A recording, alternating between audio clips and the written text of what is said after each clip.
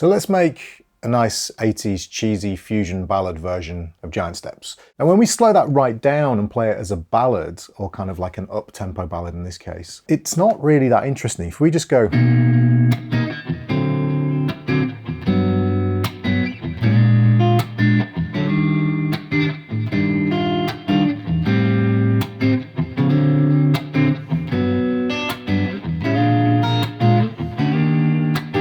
it's just not that exciting. So we need to add some interest chordally to what's going on here. And the first thing we're going to do in order to make it both more interesting orally and harmonically, and to make it more fusion and fun to play over, is we're going to change all of the 7th chords to 7 sus4 or 9 sus4 or 13 sus4 chord voicings. Okay, so let me just show you really quickly how that's going to work. One thing to bear in mind is I'm in 4th tuning, so I'm going to show you these voicings in standard tuning as well, but you'll see my hands playing them in 4th tuning. So I've got B major 7, which would be this voicing for you guys, just a real basic bog standard B major 7. Okay, and then I'm going to go to D9 sus4. So the majority of the chord voicings I'm going to be playing are 9 sus4 chords. And that is really simple in standard tuning. You're just going to bar across the 5th fret of the A, D, G and B strings. And that's your D7 or D9, I should say, sus4. Now for me it looks like this. And what this is giving me is the root, the sus4, the flat 7 and also the 9 on top. So in your case, the root, the 4, the flat 7 and the 9 on top. Now this is a much more open, kind of interesting sound. The suspended 4th in there, as opposed to the natural 3rd, gives us a beautiful kind of sound that's great for this kind of slower tempo reharmonization or performance. So now we've got B major 7 to D9 sus4 to G major 7, same voicing as we used for B major 7. What we're now going to do for our B flat 7 is we're going to play a B flat 9 sus4 again, which looks like this in standard tuning. So I've got my 3rd finger on the 6th fret of the E string, which is the B flat, and then skipping over the A string to the flat 7 of the chord, which is little finger here on D, the 6th fret of the D string, then G5 and B4. And that's giving me the root, the flat 7, the 9, and then the 4 on the top, or the 11 on the top. And for me, I just move my finger back a fret. And there is our B flat 9 sus4. So now we've got this.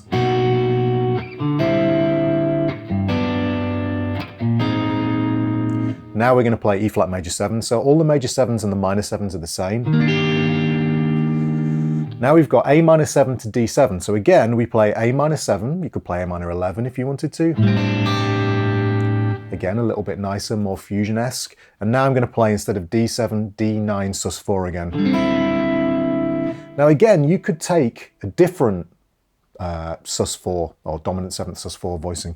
You could play D13 sus4, which would look like this in standard tuning. So I'm barring across the 10th fret and I've got my 3rd finger on the 12th fret of the G and then B12 with my little finger, and I'm skipping out the A string. So we've got this. Again, looks like that for you guys. Now in this case, this is the root, the flat 7 on the D string, and then I've got the sus4 and the 13 on the G and the Bs respectively. So in this instance, you could play B major 7 to D13 sus4, to G major 7, to B flat 13 sus4, to E flat major 7. So any suspended 7th chord will work, or 7 sus4 basically, or 9 sus4 or 13 sus4. So the whole progression, if we play it that way, sounds like this. I'm going to do this relatively quickly just to get through it.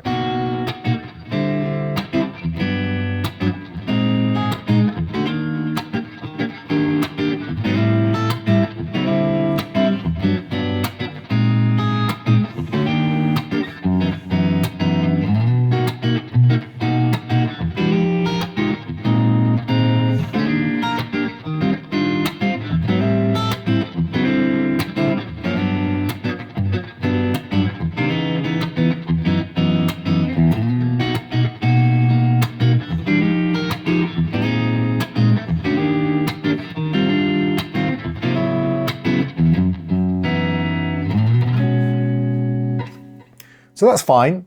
we've got now a slightly more kind of fusion sound. That obviously was not a ballad tempo. We will go back to that kind of slightly up-tempo ballad in a second. But we can really improve this with a couple of little moves. So at the moment, the bass movement is exactly the same as the original.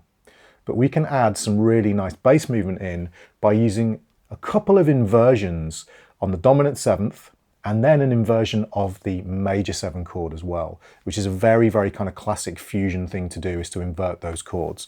So for example, that D7 that we're now using is D9 sus4.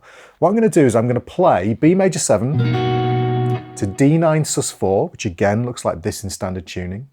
And then I'm going to play what's like a sort of third inversion of a dominant 7th chord. So I'm going to put the flat 7 in the bass. So we're going to drop from D down to C, and I'm going to play a D major triad above. So it's basically D with C in the bass, or D/C. And this is a third inversion dominant 7th chord with the 7th, or the flat 7th in this case, in the bass. So we've got this.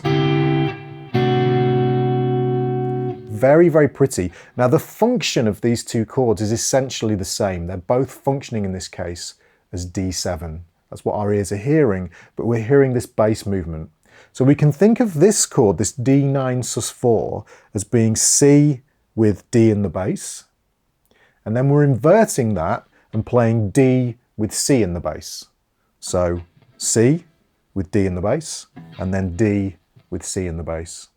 So we're switching them round, which is quite a cool little technique. So we get this, B major 7 to C with D in the bass, and then D with C in the bass. Then what we're going to do, for our G major 7 that's in the beginning of the next bar, we're going to be playing a first inversion G major 7. So we're going to put B in the bass. So now we've got D, moving down to C, moving down to B. And we're going to play this voicing. Which essentially what this is it's like a G add 9, or a G sus2 you could call it as well, with the third in the bass. So this is why it's a G add 9, but in first inversion. Now this in standard tuning looks like this. So you've got B at the 7th fret of the low E, and then we're going to miss out the A string. We're barring across that 7th fret. So we've got the 7th fret on the D string, 7th fret on the G, and then the 8th fret on the B string. And this is the third of G major 7, or we're not actually playing a G major 7, but the third of G. This is the 9, or the 2. And then we've got the 5th, and then on the top here, we've actually got the root note. So this is a G add 9, but in first inversion with the third in the bass. So now our voicings look like this. Super melodic. And now we've got a lot more movement in the bass than we had before. Okay, so previously we just had this. Now we've got this. And we're going to do this for every single 5-to-1 progression within the tune. So every single 5-1 progression, we're going to take the dominant 7th chord is going to move to being a 9 sus4 or some kind of 13 sus4. Then we're going to invert it. So you can think of your 9 sus4. Let's say we take this chord here. This is D9 sus4. Again, 5-5-5-5 on the middle strings. What we're going to do is we're going to invert it, and then we get this. Now we're going to make this chord voicing much more interesting. We could play this. It's very nice. So this is essentially C over D, C triad with D in the bass. And this is now D over C, which would look like this in standard tuning. So there's our C triad. Our D triad, I apologise, with C in the bass. And then what we're going to do is we're going to move to the G add 9, and we're going to invert it. So we've got the third in the bass, B, then the root, and then we've got the 2, and then on the top here we've got the 5. So we've got two ways of doing this.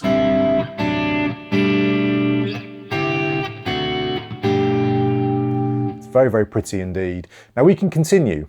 So the next chord that we get to is B flat 7. So we've gone D7, and then G add 9 with the third in the bass. Then we get to B flat 7, and now we do the same thing. And then we land on E flat major 7 in first inversion, or E flat add 9. Now check out the bass movement here.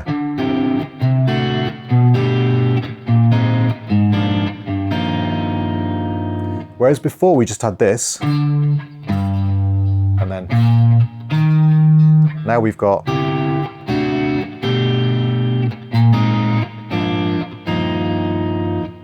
only thing you have to be a little bit careful of is that these two chords for the dominant seventh like rhythmically have to fit in the space of the single dominant seventh chord. So the harmonic rhythm goes like this.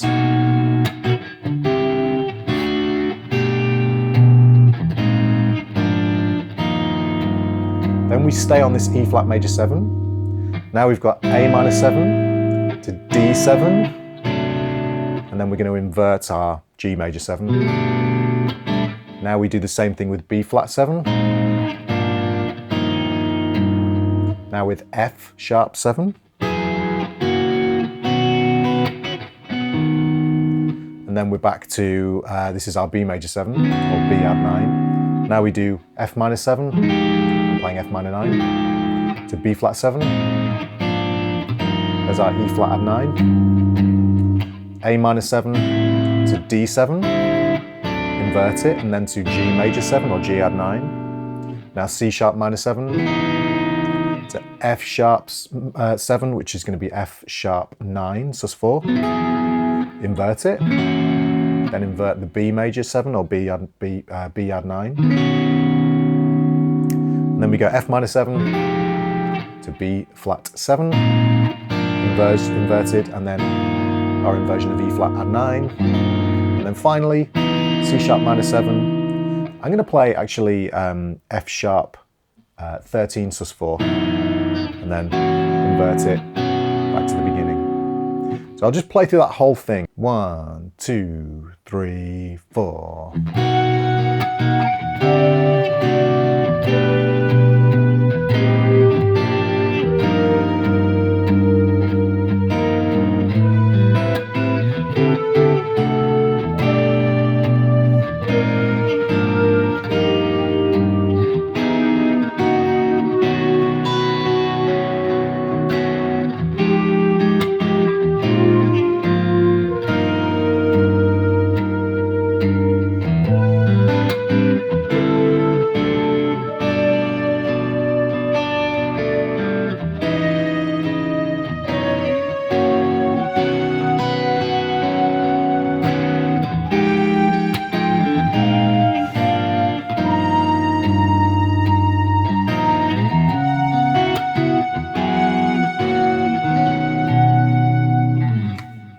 So there you go, that is the full progression. And the really nice thing is it doesn't change the way you play over it at all. Now your vocabulary will have to change because you are not going to be playing bebop lines over this or post-bop lines. It requires a more kind of Steve Lukather melodic kind of approach, if you like, to play over. So you can actually get away with way less chromaticism and playing much more melodically, as it were, which is kind of cool, actually. It's nice. So stick your chorus on, get your kind of overdrive going, get that kind of chewy, cheesy 80s tone, and give it a go soloing over this backing track. It's really, really, really good fun. So yeah, give a like and subscribe, of course, as usual, and check out all the apps and all of the lesson material down below. My name's Tom Quayle, and I will see you guys in the next video. Bye-bye.